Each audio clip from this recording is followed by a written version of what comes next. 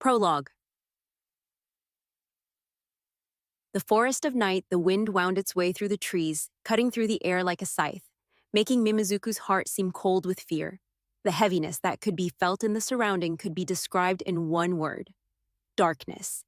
However, it was not complete darkness.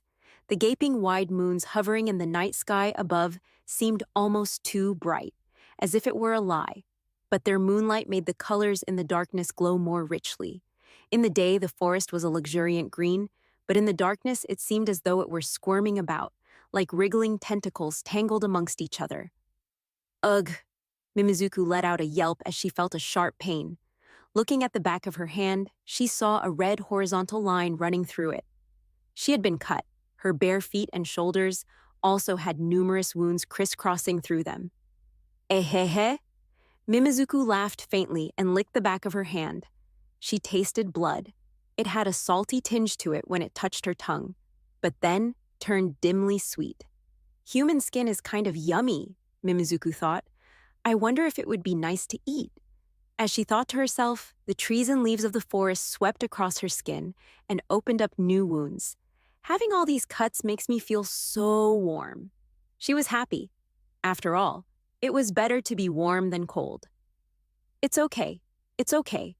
At that moment, a quick gust blew, and Mimizuku's brittle hair rustled like withered grass. It was a strange wind. Though it caused her short hair to dance about, the leaves of the trees did not make any sound at all. With sanpaku, eyes and pupils like pebbles of coal, she looked upwards toward the direction of the wind. Those moons. There they both were, a perfect pair. Ripping massive holes through the heavens, they seemed like a pair of eyes themselves. They stared at Mimizuku. Looking up through the forest, Mimizuku wondered what they would look like from the top of a tree. They're so pretty. She felt a shiver down her spine. Magnificent. If she were any shorter, she wouldn't have been able to see them at all. Despite this, the poor view she had of them now was enough to paralyze her. Mimizuku lifted her cheeks with her hands and gave a little chuckle. It was almost like a handsome guy was gazing upon her. But it wasn't a man, not a human. It's different. Different from a human. Well, whatever it is, I hope it's something that would eat me. She lifted her hand and tried to touch the moons, but there was no way she could reach. It was okay, though, because the moons were places no human could reach. Hey, up there, you pretty moons! Mimizuku screamed as loud as her tiny lungs could muster. Won't you eat me? The two moons began to sway back and forth. Mimizuku's heart began to beat faster. Leave, human. A resonant, thunderous voice shook the darkness to its roots. Hearing the voice made Mimizuku happy, and she made a large, cheeky grin. I'm so happy, she thought. Leave, I dislike humans. Dislike, hate. It hates humans. We'll get along.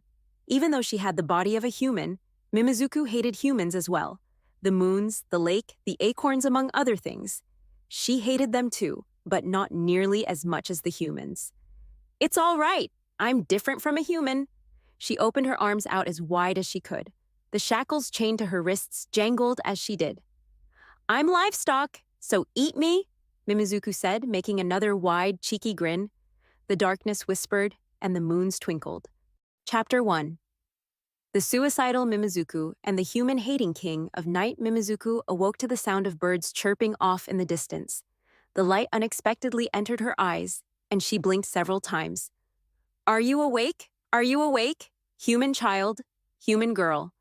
Little by little, a voice filled her ears. Its speech was broken, and it was very hard to understand. Human girl. Like a reflex, Mimizuku relaxed the muscles around her mouth and let a laugh slip out. I'm not a human. I'm Mimizuku, she answered hazily, as if responding to the voice of a dream. Oh. She then heard a rustling noise, like the wings of a bat. Are you not going to scream? Astounding. I know the mannerisms of humans well. Scream? Pushing the palms of her hands against her eyes, she repeated the word, like a parrot. For not shrieking just from seeing me, I commend you, the voice said as Mimizuku lifted her head and grasped the shape of its origin.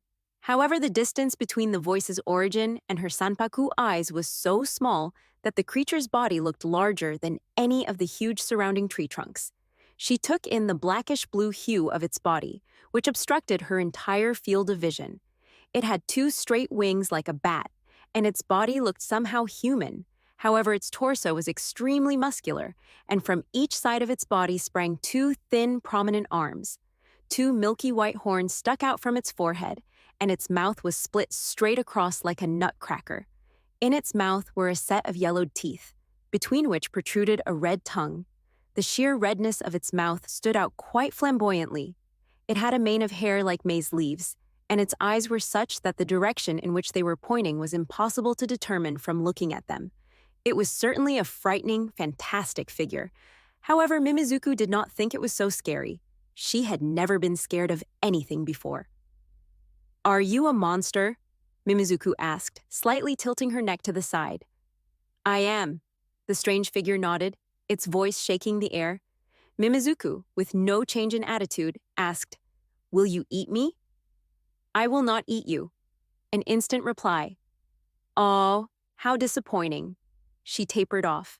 The beautiful creature she saw last night wouldn't eat her, and now this monster, which looked like it would be more willing to eat her, refused to do so as well. "Human girl. Do you wish to be eaten?" Yes, I do. But hey, I'm no human girl. I'm Mimizuku, Michigan, Mizuku." She threw her arms and legs into the air like a child having a tantrum, causing the shackles on them to shake and jangle. Why won't you eat me?" Mimizuku punched the monster's tough skin several times in protest. However, Mimizuku was weak, and the monster didn't budge in the slightest. Then he arched his back and suddenly flapped away. Huh? Mimizuku watched as the monster's form became more or less the size of a chicken, and his true modest height became clear to her. The monster shook his body and, flapping his wings, flew up into the sky. He looked down at Mimizuku so that their eyes met. Their conversation continued.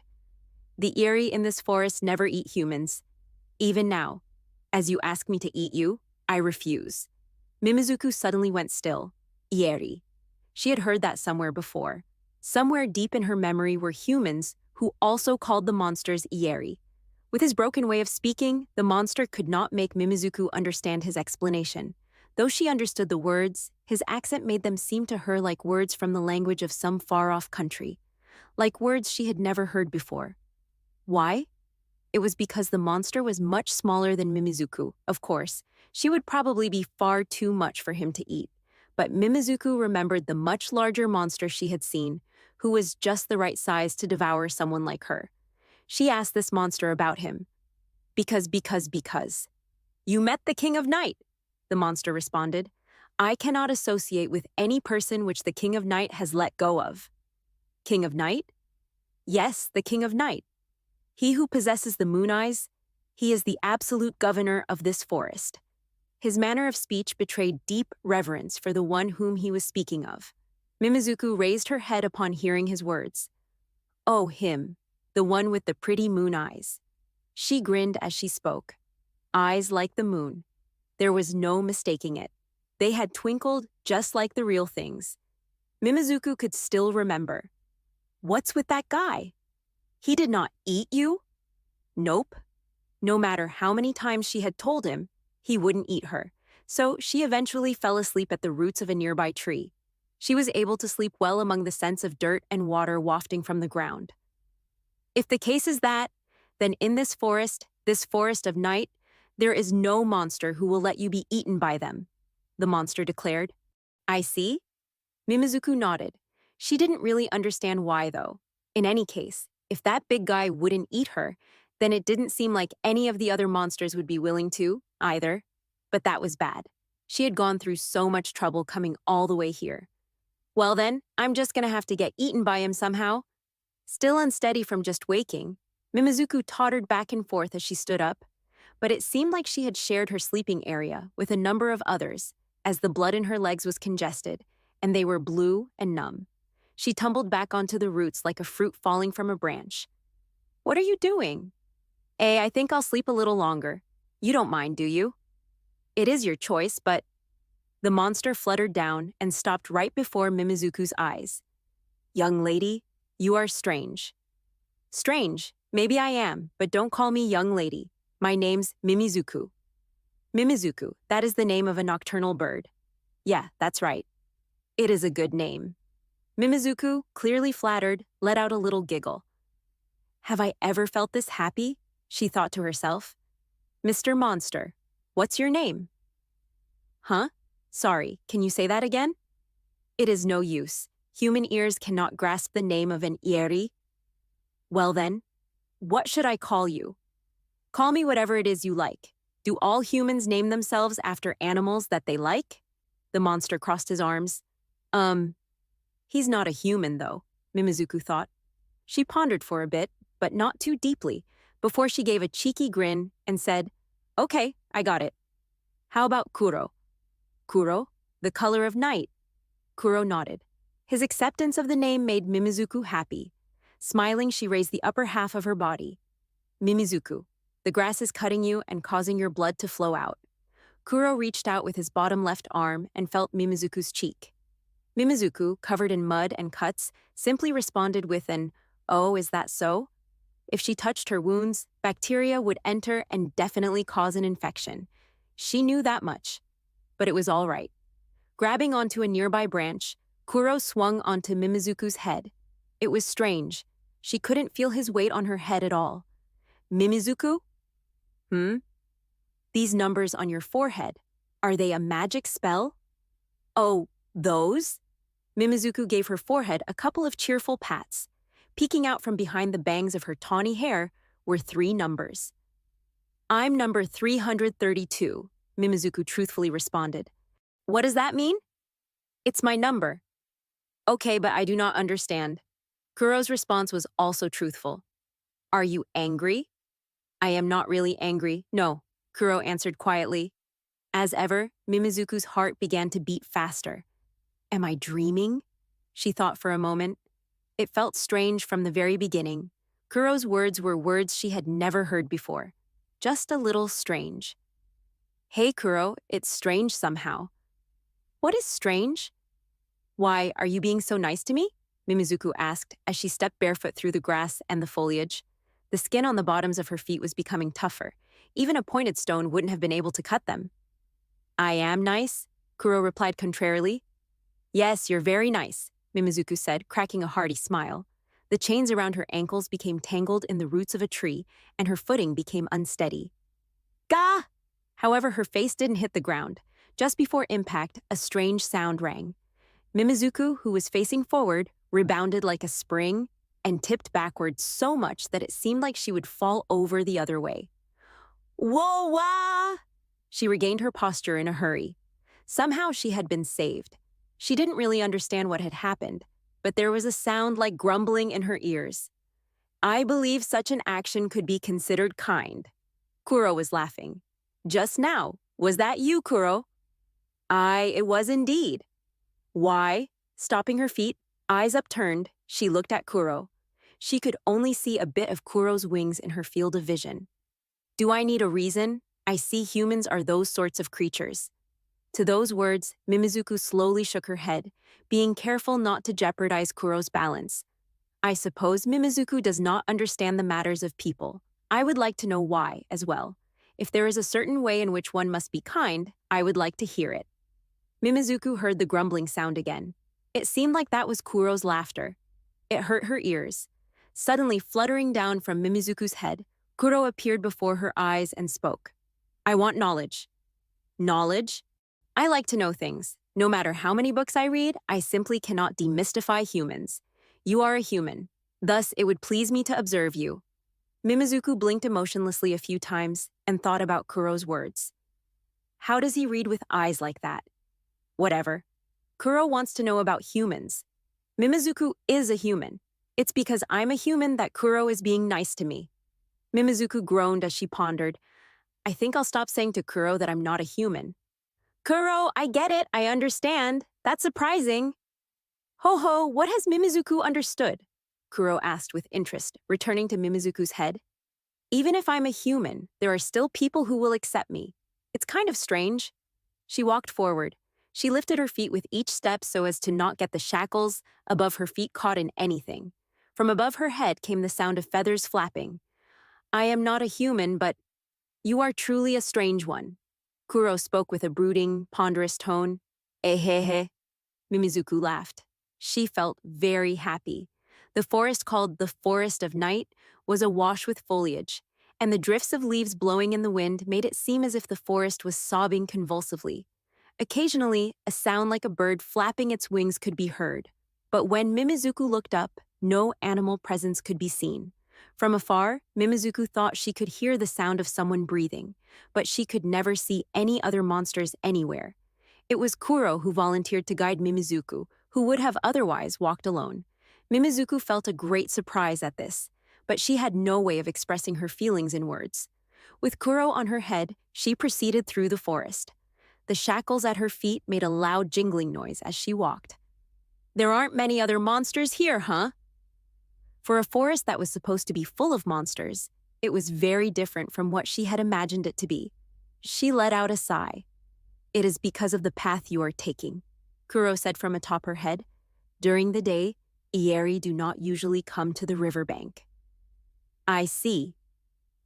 As she walked along the side of the river, she swayed left and right. Suddenly, she kneeled down and put her hands into the water. Feeling the coldness of the running water, she rubbed her hands in it several times to wash them. The forest waterway flowed melancholically, and the water was incredibly transparent. Then, without moving her face forward, Mimizuku splashed the river's water across her head. Kuro fluttered backward in a panic. Mimizuku! Mimizuku raised her soaked face and bangs. Oh, sorry, Kuro, Mimizuku said in monotone, while wiping her mouth with rough, sweeping gestures. Oh, my face hurts, Mimizuku scowled. What? But did you not drink water? Yeah, I did. If the water is seeping into your wounds, maybe it would be best to scoop it out. Mimizuku then stared fixedly at her own hand. The hand was dangling because of weakened muscles, and it was still sparkling wet from being washed. She squeezed it and let go several times. Yeah. Tilting her neck slightly to the side, Mimizuku suddenly stood up. All right, Kuro, let's go. Kuro mumbled an affirmation and flew back on top of Mimizuku's head. Seemingly forgetting about what they were just talking about, Mimizuku began to speak about something else. So, where is the King of Night? Straight along this way. Kuro rustled his wings and looked at Mimizuku. Do you really want to go to him, Mimizuku? Do I really what? Mimizuku responded, not understanding Kuro at all. You said that he told you to leave. If you expose yourself to his sight again, you can no longer consider yourself alive. When you incite his outrage, you might be turned to ash in an instant or dissolved into water. Could I get eaten? Light filling her murky sanpaku eyes, Mimizuku truly wished that she would be eaten. Kuro stared at her motionlessly for a moment and then raised his upper right arm. It is your choice. If that is what you want, then you may go, Mimizuku. If the opportunity arises, if fate allows it, if the world allows it. It may also be that we meet again. Aren't you going too, Kuro? Kuro laughed at Mimizuku's question. I have not been called for. Is that how it works? Mimizuku thought. Maybe so. So he can't go if he isn't called upon. I think I know what he means. Mimizuku smiled. Well then, I'm gonna go. The forest opened up its gaping green mouth. However, Mimizuku didn't think it was scary. Alone, she stepped forward into the forest. Leaving Kuro behind, Mimizuku proceeded into the forest unhesitatingly, her shackles ringing as she went. She didn't find it disheartening that Kuro could not accompany her anymore. After all, she had traveled the long road to the forest all by herself. All that time, Mimizuku wished to be alone. She walked forward, jangling her shackles. When she arrived at a wall of vines entwined around some trees, she forced her way through them and suddenly arrived in a large open area. Wah! Mimizuku let out involuntarily. In the middle of the forest, there was a huge, rundown mansion. However, that was not what stole Mimizuku's eye. In front of its door was a pitch-black wing, smoother and more beautiful than a crow's. With a relaxed motion, it swayed upward.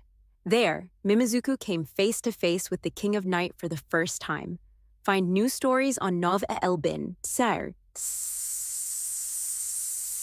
The strains of sunlight breaking through the crevices of greenery revealed the form of the monster called the King. Mimizuku let out an involuntary yelp. Her teeth chattered meagerly and her body shivered as if paralyzed. It wasn't fear, it wasn't trepidation. She didn't know of those things. The pathways of nerves in her brain had long since been rewired against those feelings. Ah, opening her mouth halfway, unable to utter a word, she simply let out a small sound. Ah, ads by Pub Future. What do I say? What should I say? That's right. I have to tell him to eat me. She had to say it. Why have you come? The King of Night's thin lips barely moved as he spun his cold words. His voice was frank and sharp, like an unsheathed blade. Being stared at by those eyes, with that glare that would have frozen any normal person solid with terror, Mimizuku only received a slight jolt of surprise. Oh? The eyes sparkled. They're silver. Just like the moons from the night before, the King of Night's eyes now glittered in that silvery white color. The color of the moon, Mimizuku thought. The color of the moon, in broad daylight. It was different from how she remembered it, but not so much that she could mistake it for something else. Before her were surely the two small moons, shining the same light as they had before. So pretty. She let out a little gasp. Hearing it, the King of Night made an unpleasant scowl. Complicated tattoo-like patterns extended from his eyes to his cheeks. It's beautiful, Mimizuku thought. Leave. Go back to your own place. Human girl. His words betrayed murderous intent. Even so, Mimizuku did not hesitate in her response. I don't have any place to go back to, she said loudly. No one had raised his or her voice in opposition to the King of Night before. I don't have any place to go back to. From the very beginning, I've never had a place I could call home. Because they would hit her. Because they would do nothing to her but cause her pain. Mimizuku wanted so much not to think of that place as home. Mimizuku wanted to think that it would be better to return to any place but that one. Hey, don't call me a human. I'm Mimizuku. My name's Mimizuku. She yelled it out to the point that she became dizzy. She was used to it by now, but she felt unsteady. Her knees gave way, and she fell kneeling onto the ground. Hey, eat me. Her vision gradually began to go gray. Do I have to sleep? She thought. She wanted to continue entreating the king to eat her, but her body wouldn't do as she told it to. I have to sleep. Your body has suffered much, and you must sleep. Someone was speaking to her. Ooh, this is strange. I wish I could drink some water. Please, eat me. King of Night. Mimizuku toppled over on the grass supinely, arms extended out. The two midday moons looked toward her. I beg you. Please eat me. The shackles on her arms grew heavy, and her arms fell to the ground. Oh, those white moons, the King of Night's eyes are so beautiful, was all Mimizuku could think of as a drowsiness that made her feel like she was sinking into a swamp assailed her. She closed her eyelids.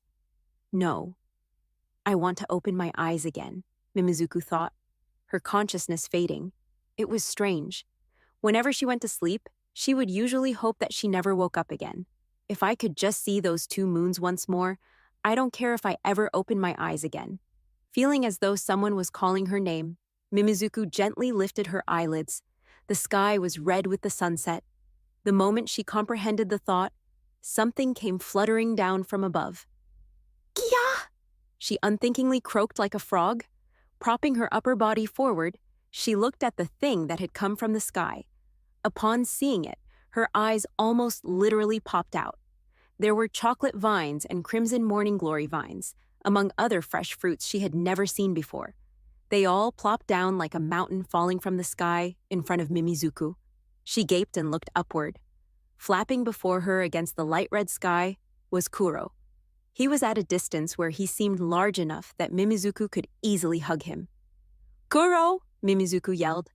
She then tried to move her arms, but was overcome by a confusing feeling. What's this? Mimizuku asked Kuro, pointing at the fruits burying her. Why, it is just what it looks like. Kuro tossed a live fish into the air with both of his upper arms, cut its tail so that it was the same size as him, and placed it down his pomegranate-like mouth.